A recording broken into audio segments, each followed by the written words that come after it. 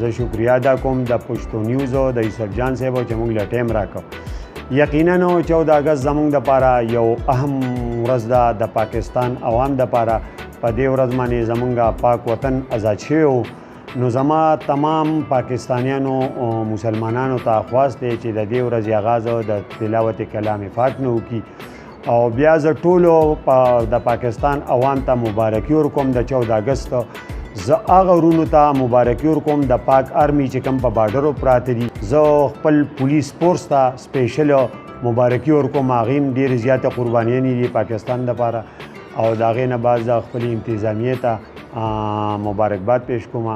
د هغې نه پس زموږ د مرکزي تنظیم تاجران ظاهرشاه ګروپ ملګرو ټولو ته مبارکي ورکوم. د مردان چیمبر آف کامرس صدر کلیم الله صاحب ته مبارکي ورکوم.